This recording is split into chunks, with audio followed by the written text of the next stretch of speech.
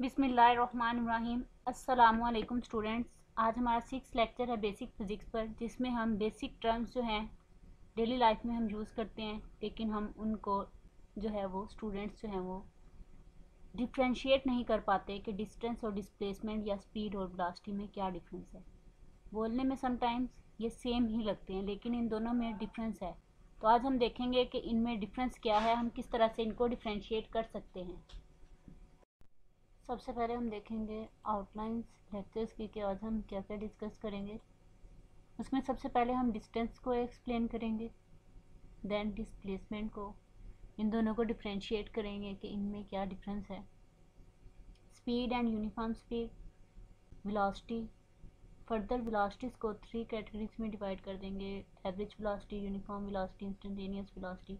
ये हम किस तरह से फाइंड कर सकते हैं, इनमें क्या डिफरेंस है, और रेफरेंस देंगे बुक्स का। स्टार्ट कर। तो सबसे पहले हम देखेंगे डिस्टेंस को। डिस्टेंस का लफ्ज़ी मीनिंग हम देखें तो फासले को कहते हैं, यानी कि अगर आपके पास कोई गाड़ी है या कोई ऑब्जेक्ट है, वो एक जगह से मूव करके दूसरी जगह पे जाता है, तो उसने उसके दरमियान में कितने मीटर्स जो है वो डिस्टेंस कवर किया, यानी कि लेंथ उसकी कितनी है, कितने डिस्टेंस है। ठीक है, तो इसको हम सिंपल जो है वो डी से भी डिनोट कर सकते हैं, आर से भी डिनोट कर सकते हैं, और एस से भी डिनोट कर सकते हैं। अब अगर इसकी डेफिनेशन देखी जाए, the length of a path between 2 points is called the distance between these points. अगर आप एक जगह से दूसरी जगह जाते हैं तो ये आपके पास 2 पॉइंट्स हैं, starting point and ending point. तो उसके दरमियान में कितने मीटर की वो लेंथ है, कितना वो डिस्टेंस है जो आपने मेजर करना है, कि कितना टाइम आपको लगा है एक जगह से दूसरी जगह जाने में, तो उसकी जो लेंथ होगी उसको आप मेजर करें तो वो आपके पास क्या कहलाती है, डिस्टेंस। यानी अगर आप स्कूल जा रहे हैं, घर से स्कूल तक आते हैं या यूनिवर्सिटी आते हैं, तो आपने कितने मीटर जो है वो डिस्टेंस कवर किया, ये हमारे पास क्या है, डिस्टेंस। तो इसके यूनिट्स हमारे पास होते हैं मीटर। ठीक है, क्योंकि लेंथ को हम मीटर्स में मेजर करते हैं। Distance is a scalar quantity. तो हम प्रीवियस लेक्चर्स में डिस्कस कर चुके हैं स्केलर और वेक्टर्स में डिफरेंस क्या है। स्केलर क्वांटिटीज़ में हमारे पास डायरेक्शंस की ज़रूरत नहीं होती, ठीक है, जस्ट मैग्नीट्यूड से हम एक्सप्लेन कर देते हैं। लेकिन वेक्टर क्वांटिटीज़ में हम डायरेक्शंस भी बताते हैं कि किस डायरेक्शन में आपने मूव करना है, किस डायरेक्शन में आपने जाना है, वो हमारे पास होती है वेक्टर्स क्वांटिटी। लेकिन यहाँ पे जो डिस्टेंस है वो क्या है, एक स्केलर क्वांटिटी है, जिसके लिए डायरेक्शन की ज़रूरत नहीं है। अब इसकी एग्जांपल अगर आप देखें कि डायरेक्शन की ज़रूरत किस तरह से नहीं। अब मैं अगर कहती हूँ ए पॉइंट से बी पॉइंट तक जाना है, अब आपके पास जो है वो डिफरेंट पाथ्स हैं। अब यहाँ से एक कर्व पाथ बन रहा है, आप यहाँ से इस तरह से मूव करते हुए कर्व पाथ में बी पॉइंट तक पहुँचे। ठीक है, आप इस साइड से भी जा सकते हैं, इस तरह से मूव करके बी पॉइंट पे। ठीक है, आप इस तरह से भी जा सकते हैं। तो ये आप पे डिपेंड करता है, किसी भी साइड से आप जो है वो बी पॉइंट तक पहुँच जाएंगे। तो ये जो आप कवर करेंगे सारा डिस्टेंस होगा, फासला होगा। लेकिन अगर स्पेसिफिक डायरेक्शन बता दी जाए तो वो वेक्टर्स क्वांटिटीज़ में चला जाता है, वो हमारे पास डिस्टेंस नहीं रहता। इसलिए ये आपके पास क्या है, डिस्टेंस है। इसकी एग्जांपल यहाँ पे मैंने लिखी है, let S be the length of the curve path between 2 points A and B. अब ये ए और बी पॉइंट्स है, ये कर्व पाथ में हम डिस्टेंस कवर कर रहे हैं, तो इसकी लेंथ को हमने एस से डिनोट किया। Then S is the distance between points A and B. अब एस हमारे पास यहाँ पे क्या है, डिस्टेंस है पॉइंट ए और बी के दरमियान। अब डिस्टेंस को हम एस से भी डिनोट करते हैं, ठीक है, सिंपली एस से, मैग्नीट्यूड। ठीक है, इसी तरह से सिंपल हम डी से भी डिनोट कर सकते हैं डिस्टेंस को, और थर्ड में हम इसको आर से भी रिप्रेजेंट कर सकते हैं, सिंपल आर से। ठीक है, अगर ऊपर वेक्टर हैरो हेड लगा देंगे तो वो चेंज हो जाएंगे इनके मीनिंग्स, इसलिए आप सिंपल स्मॉल लेटर से, अल्फ़ाबेट से आप इसको डिनोट कर सकते हैं, डिस्टेंस को डी से, आर से एंड एस से। तो ये था हमारे पास डिस्टेंस, जिसको हमने एक्सप्लेन किया कि डिस्टेंस क्या है। तो नेक्स्ट हम देखते हैं अब डिस्प्लेसमेंट। डिस्प्लेसमेंट हमारे पास क्या होता है, इसकी डेफिनेशन क्या है, इसको डिफाइन कर लें। The shortest distance between 2 points having a direction from starting to the ending point is called displacement. के शॉर्टेस्ट डिस्टेंस, के जिससे आप फ़ौरन से जल्दी से एक दूसरी पॉइंट पे पहुंच जाएं, तो वो जो डिस्टेंस होगा shortest distance, from starting to the ending point, के स्टार्ट पॉइंट आपको बता दिया जाए और एंडिंग पॉइंट तक जितना सबसे कम डिस्टेंस होगा, शॉर्टेस्ट होगा, वो आपके पास कहलाएगा डिस्प्लेसमेंट। अब इसको एग्जाम्पल से अंडरस्टैंड करते हैं। जैसे लास्ट टॉपिक में हमने पढ़ा कि ए पॉइंट से हम क्या है बी पॉइंट तक जा रहे हैं कर्व्ड पाथ में, ये वाला हमने कर्व्ड पाथ लिया, तो ये हमारे पास था एस, ठीक है, डिस्टेंस, जिसको हमने डिस्टेंस से रिप्लेस किया। अब ये एस से डिनोट किया, सॉरी, यहाँ पे अब हमारे पास ये है डी। डी हम क्या कह रहे हैं, shortest distance between two points, यानी कि ए से बी तक हमने जाना है। अब यहाँ से अगर आप देखें ए से बी तक कर्व पाथ में जा रहे हैं तो ज़्यादा टाइम लगेगा, ज़्यादा डिस्टेंस कवर होगा। अगर इस साइड से भी जाएं तो ज़्यादा डिस्टेंस कवर होगा, लेकिन आप देखें सबसे कम डिस्टेंस क्या होगा, जो एक डायरेक्शन में आप मूव करें, बिल्कुल ए से बी में स्ट्रेट लाइन में, तो ये हमारे पास क्या है, सबसे कम शॉर्टेस्ट डिस्टेंस है। तो इसको हम कहते हैं डिस्प्लेसमेंट, ठीक है, इसको हम क्या कहते हैं, डिस्प्लेसमेंट। दोनों में डिफरेंस पता चल गया। उसमें हम डायरेक्शन बता देते हैं डिस्प्लेसमेंट में, लेकिन डिस्टेंस में हम डायरेक्शन नहीं मेंशन करते। तो distance is a scalar quantity. इसी तरह से हमें डायरेक्शन की ज़रूरत कब होती है, वेक्टर क्वांटिटीज़ में। तो हमारे पास डिस्प्लेसमेंट क्या होगी, वेक्टर क्वांटिटी होगी, ठीक है, और इसके यूनिट्स मीटर ही होंगे, ठीक है, लेकिन ये क्या है, वेक्टर क्वांटिटी। और इसको डिनोट कैसे करेंगे, डी ऊपर क्या लगाएंगे, एरो हेड, इसको डिस्प्लेसमेंट को हम डी से डिनोट करते हैं। लेकिन जो हमारे पास डिस्टेंस है उसको हम सिंपल डी से या फिर एस आर से भी रिप्लेस कर सकते हैं। लेकिन जो डिस्प्लेसमेंट हमारे पास है ये एक वेक्टर क्वांटिटी है, इसको एरो हेड से डी के साथ हम डिनोट करते हैं डिस्प्लेसमेंट को। एग्जांपल इसकी क्या है, the straight line A B gives the distance which is the shortest distance between A and B. इसी को अगर हम एक्सप्लेन करें अपनी वर्डिंग में, ये जो मैंने यहाँ पे डायग्राम बनाई है फिगर, कि इसमें स्ट्रेट लाइन क्या है, ए बी वाली जो स्ट्रेट लाइन है वो हमें डिस्टेंस दे रही है जो कि सबसे कम डिस्टेंस है इन पॉइंट्स के दरमियान में। This shortest distance in a particular direction, एक इसकी खास डायरेक्शन है, इज कॉल्ड डिस्प्लेसमेंट। नेक्स्ट हम इसकी फर्दर एक्सप्लेनेशन देख लेते हैं डिस्प्लेसमेंट की एग्जांपल्स के थ्रू। यहाँ पर एग्जांपल देखें, consider a body moving from point A to B along the curved path as shown in figure, कि एक बॉडी आप लें जो कि पॉइंट ए से बी तक मूव कर रही है इन कर्व्ड पाथ में, ठीक है, ये कर्व्ड पाथ है यहाँ पे दिखाएगा। The displacement D of the body is represented by a straight line A B. अब यहाँ पे हमारे पास डिस्टेंस क्या होगा, जो डायरेक्ट हम एक पॉइंट से बी की तरफ चले जाएं एक स्पेसिफिक डायरेक्शन में, उसको हमने किससे डिनोट किया है, डी, ठीक है, ऊपर एरो हेड लगा देंगे तो वो वेक्टर क्वांटिटी को शो करेगा, डिस्प्लेसमेंट को शो करेगा। If r1 is the position vector of a, अगर ये बॉडी, ये पॉइंट ए है, इसका पोजीशन वेक्टर अगर हम एक प्लेन में इसको ड्रा करें, ये आपके पास एक प्लेन है, ये एक्स एक्सिस है आपके पास और ये आपके पास क्या है, वाई एक्सिस, ठीक है।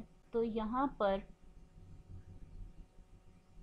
अगर ए वेक्टर रिप्रेजेंट कर रहा है, r1 जो है वो पोजीशन वेक्टर है ए का, तो फिर r2 क्या होगा, पोजीशन वेक्टर ऑफ बी का होगा। किस पॉइंट से हम रेफरेंस पॉइंट क्या ले रहे हैं यहाँ पर, origin, by head to tail rule, head to tail rule use करते हुए हम यहाँ पे इसको देखेंगे। अब ये देखें, ये आपके पास एक वेक्टर r2 है और ये आपके पास क्या है, एक वेक्टर r1। अब इस पॉइंट से इस पॉइंट तक जाना है तो इसके दरमियान में एक लाइन ड्रॉ की हमने जो कि डिस्प्लेसमेंट को शो कर रही है, जो कि हमारे पास शॉर्टेस्ट डिस्टेंस है एक पार्टिकुलर डायरेक्शन में, तो ये हमारे पास क्या है, डिस्प्लेसमेंट। अब अगर मैथमेटिकल टर्म्स में हमें आ जाए क्वेश्चन कि हमने डिस्प्लेसमेंट जो है वो फाइंड आउट करना है, तो फिर हम उसको किस तरह से देखते हैं कि ये देखिए d is equal to r2 minus r1। अब देखें r2 आपका फाइनल पॉइंट है, बी पॉइंट जहाँ तक आपने जाना है, ये उसका पोजीशन वेक्टर है, और ये आपके पास a1 जो है, r1 जो है वो a आपके इनिशियल पॉइंट का है, ये आपके पास ज़्यादा लेंथ है, ये आपके पास क्या है, कम। यहाँ से आपने यहाँ तक जाना है तो ये r1 है, ये r2 ग्रेटर है। r2 में से अगर r1 हम माइनस कर दें तो ये वाली जो आपके पास लेंथ आ जाएगी वो हमारे पास क्या होगी, displacement. Here hence d is the difference between final position vector and initial position vector, कि जो फाइनल हमारे पास पोजीशन वेक्टर आएगा उसमें और जो हमारे पास इनिशियल पोजीशन वेक्टर है, दोनों का डिफरेंस हमारे पास किसके इक्वल होता है, डिस्प्लेसमेंट के। और इसी तरह से अगर यहाँ पर आपको पूछ लिया जाए कि पोजीशन वेक्टर सेकंड पॉइंट का बी पॉइंट का पोजीशन वेक्टर जो है वो फाइंड आउट करें, तो फिर आप इसको किस तरह से कर सकते हैं, आप इन R2 फाइंड करना है तो आप -R1 इस साइड पे माइनस हो रहा है, दूसरी साइड पे ले देंगे तो क्या हो जाएगा, implies that D और उस साइड पे जाके क्या हो जाएगा, plus R1 which is equal to R2। इस तरह से आप R2 फाइंड कर लेंगे। इसी तरह से सिमिलरली अगर R1 आपने फाइंड करना है तो आप R1 भी क्या है इससे फाइंड आउट कर सकते हैं। अगर न्यूमेरिकल्स आ जाए आपको D और R1 की वैल्यू गिवन है तो R2 फाइंड कर लें, अगर R2 और R1 की वैल्यू गिवन है तो देन आप D की वैल्यू फाइंड कर सकते हैं। तो इस तरह से हम न्यूमेरिकल्स में भी इसको यूज़ कर सकते हैं डिस्प्लेसमेंट को फाइंड आउट करने के लिए, किस तरह से हम मैथमेटिकल फॉर्म में लिखते हैं वो हमने सीखा। नेक्स्ट हमारे पास है टर्म स्पीड। अब स्पीड हमारे पास क्या होती है, अब देखिए अगर एक जगह से दूसरी जगह आप जाते हैं, स्पीड को हम डिफाइन करते हैं, the distance covered by an object in a unit time is called its speed. कि जो हम डिस्टेंस, यहाँ पे देखें डिस्प्लेसमेंट नहीं हम बात करें, डिस्टेंस की बात करें, कि जो हम फासला तय करेंगे कोई भी ऑब्जेक्ट, ठीक है, टाइम में, वो यूनिट टाइम आपके पास, ठीक है, यूनिट टाइम आपके पास आर भी हो सकता है, कोई आर भी हो सकता है, ठीक है, डे भी हो सकता है, ईयर भी हो सकता है, सेकंड भी हो सकता है, ठीक है। तो उस यूनिट टाइम में आप जो कोई भी बॉडी या ऑब्जेक्ट जो है वो डिस्टेंस कवर करता है वो हमारे पास क्या कहलाती है, उसकी स्पीड। अब देखें डिस्टेंस को कवर करना है हमने कितने टाइम में, यानी अगर यहाँ से आप घर से अपने स्कूल जा रहे हैं तो आपको कितने टाइम लगा वहाँ तक पहुँचने में, कितना आपने डिस्टेंस कवर किया और कितना टाइम लगा, उसको आप उस पर डिवाइड कर देंगे तो आपके पास स्पीड आ जाएगी। Speed is a scalar quantity. अब स्केलर क्वांटिटी क्यों है, बिकॉज डिस्टेंस हमारे पास क्या है, एक स्केलर क्वांटिटी, टाइम क्या है, स्केलर क्वांटिटी। इसको भी हम ओनली मैग्नीट्यूड से डिस्क्राइब करते हैं डिस्टेंस को, और टाइम को भी हम सिर्फ मैग्नीट्यूड से। अगर टाइम आपसे पूछा जाए, आप कहते हैं 2 o'clock 3 o'clock, तो ये टाइम जस्ट मैग्नीट्यूड से आप उसको डिफाइन करते हैं। इसी तरह से डिस्टेंस में भी हम डायरेक्शन नहीं बताते, ये हमारे पास एक स्केलर क्वांटिटी। तो स्केलर क्वांटिटी को जब स्केलर क्वांटिटी पे मल्टीप्लाई करेंगे तो सॉल्यूशन में हमारे पास स्केलर क्वांटिटी ही आएगी। तो इसलिए speed is also a scalar quantity, ठीक है। स्पीड हमारे पास क्या है, स्केलर क्वांटिटी है। यहाँ देखें आप, इसके यूनिट्स आपको याद करने की भी ज़रूरत नहीं है कि इसके यूनिट्स क्या हैं। अब देखें स्पीड, डिस्टेंस को हम एस से रिप्रेजेंट कर रहे हैं, टाइम को हम टी से। अब डिस्टेंस हमारे पास लेंथ होती है जिसको हम मीटर्स में मेजर करते हैं, तो उसके मीटर्स लिख लें, टाइम हम सेकंड्स में लेते हैं, उसके यूनिट्स लिख लें, टाइम मीटर्स ओवर सेकंड। अब नीचे जो पावर्स होती है इसका मतलब यहाँ पे हमारे पास +1 पावर है, कोई पावर ना, उसका मतलब उसकी पावर 1 है। अब ये +1 है, जब इसको हम ऊपर लेके जाएंगे तो ये माइनस में चेंज हो जाएगी, तो इसलिए मीटर पर सेकेंड हो जाएगा। अगर यहाँ पर -1 होता तो फिर मीटर सेकेंड आ जाना। तो इस तरह से अगर आपको फार्मूला याद है, डेफिनेशन याद है, तो आप उसके यूनिट्स भी बता सकते हैं कि स्पीड के यूनिट्स क्या हैं। यूनिफॉर्म स्पीड किस तरह की स्पीड होती है, a body has uniform speed if it covers equal distances in equal intervals of time however short the interval may be. अगर कोई ऑब्जेक्ट है या कोई गाड़ी है, ठीक है, कोई बॉडी हैज़ यूनिफॉर्म स्पीड, कब उसकी यूनिफॉर्म स्पीड होगी, अगर वो इक्वल डिस्टेंस कवर करे इक्वल इंटरवल्स ऑफ टाइम में, कि आप डिफरेंट इंटरवल्स में उसका टाइम जो है वो नोट कर रहे हैं, कि यहाँ से 1 मीटर पहले उसका डिस्टेंस देखते हैं वो कितने सेकंड में, अगर 1 सेकंड में किया तो 1 मीटर का डिस्टेंस उसने 1 मीटर में 1 सेकंड में कवर किया। इसी तरह से नेक्स्ट वो गाड़ी मूव करती जा रही है, नेक्स्ट आप देख रहे हैं उसकी स्पीड उतनी ही है, कॉन्स्टेंट ही है, और टाइम भी उतना ही लगा। तो इक्वल इंटरवल्स ऑफ टाइम हो और इक्वल डिस्टेंस हो तो देन हम कहेंगे कि उसकी स्पीड जो है वो यूनिफॉर्म है। ये हमारे पास होती है स्पीड। ठीक है, स्पीड हमारे पास स्केलर क्वांटिटी है, डिस्टेंस से हम इसको एक्सप्लेन कर रहे हैं। इसी तरह से जो हमारे पास डिस्प्लेसमेंट है उससे हम वेलोसिटी को एक्सप्लेन करते हैं, वो हमारे पास क्या है, दोनों वेक्टर्स क्वांटिटीज। तो ये आपके पास थी शॉर्ट इंटरवल में शॉर्ट। तो नेक्स्ट हमारे पास है वेलोसिटी। वेलोसिटी को सबसे पहले हम डिफाइन करते हैं, the rate of change of displacement is called velocity. Rate of change हम कहते हैं टाइम के लिहाज से, अगर हम किसी चीज़ को देखते हैं कि अगर हम डिस्प्लेसमेंट देख रहे हैं कि कोई गाड़ी मूव कर रही है, कितनी वेलोसिटी से वो जा रही है और कितने टाइम में वो जो है वो एक पॉइंट से दूसरे पॉइंट तक जा रही है, तो उसका जो रेट ऑफ चेंज यानी कि टाइम के लिहाज से जो डिस्प्लेसमेंट चेंज हुआ है वो क्या है, उसकी वेलोसिटी कहलाएगी। अब वेलोसिटी के यूनिट्स क्या है, मीटर पर सेकेंड, जो हमारे पास स्पीड के यूनिट्स थे, ठीक है।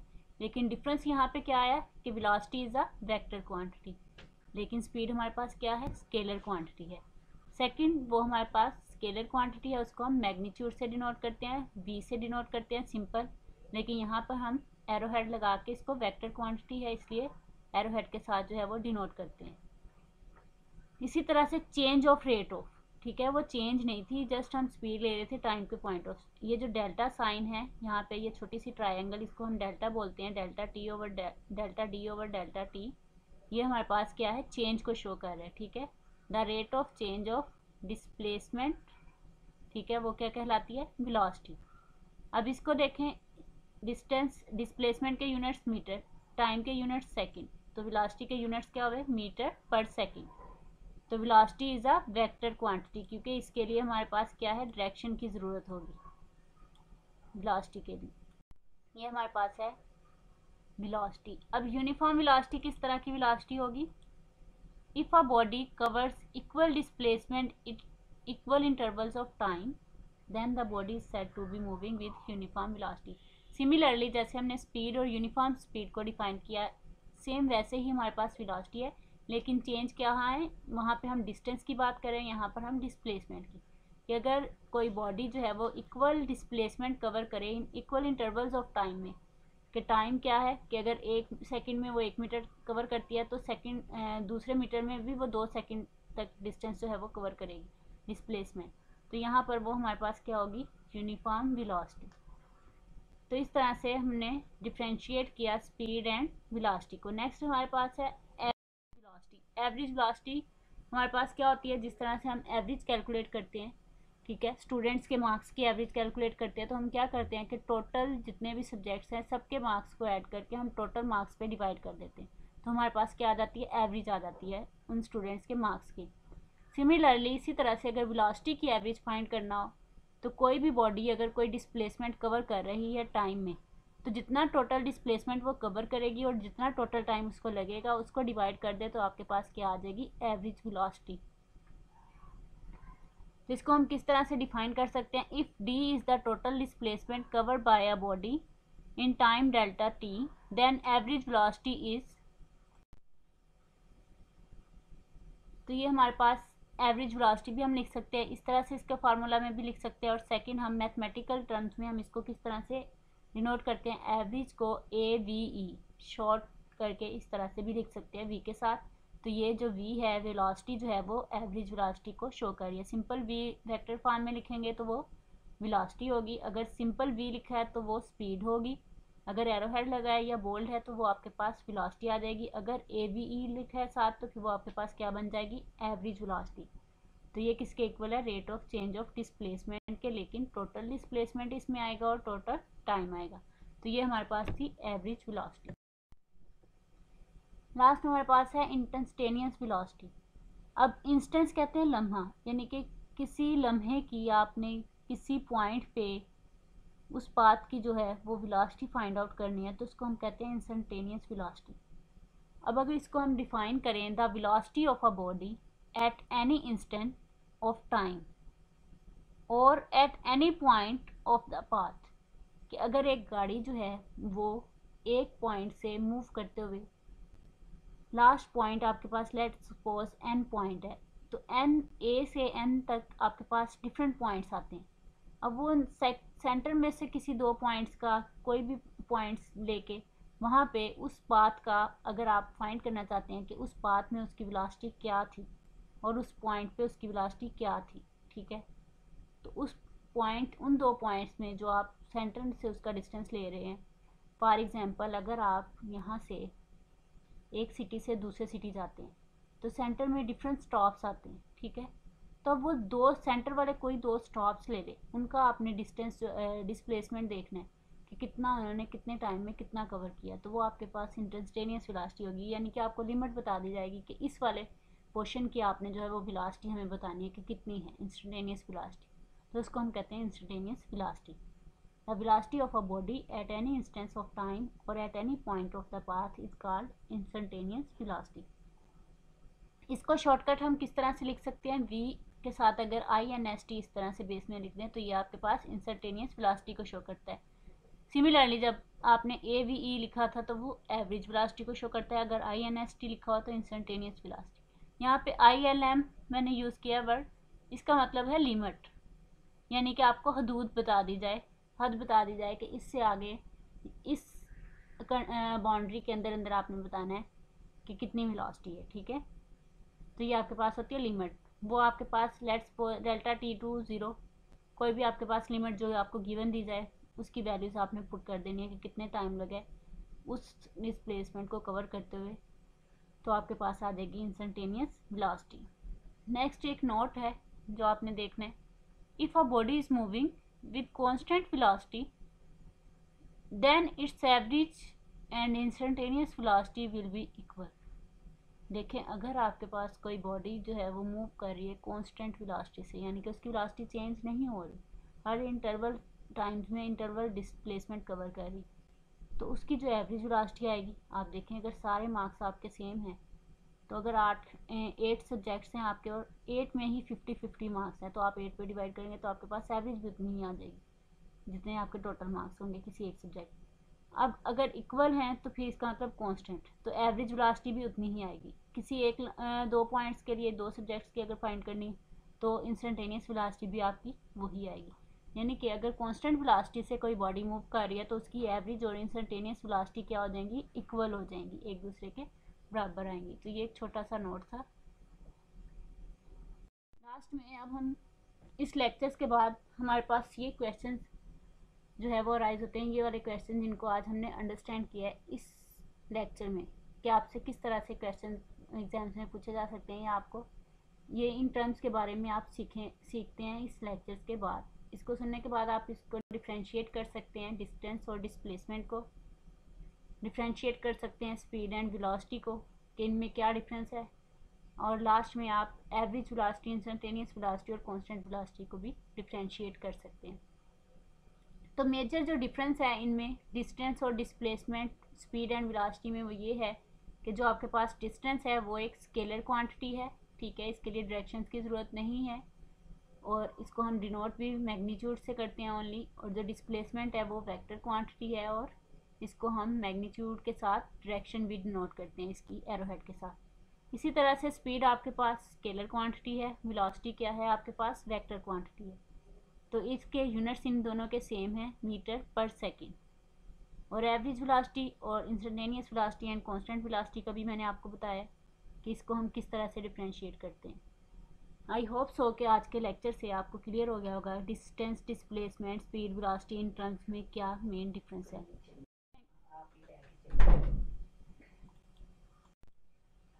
लास्ट में हमारे पास है रेफरेंस बुक्स। तो इस तरह से डिफरेंट राइटर्स की बुक्स हैं, 9th और फर्स्ट ईयर की, दोनों में ये टॉपिक्स हैं। फर्स्ट ईयर में कुछ थोड़ी डिटेल से हैं, ठीक है, तो इनको आप जो है वो देख सकते हैं कि किसी भी बुक से। Thank you very much. कोई भी पॉइंट अगर आपको अभी भी क्लियर ना हो तो आप कमेंट बॉक्स में पूछ सकते हैं। अल्लाह हाफिज़।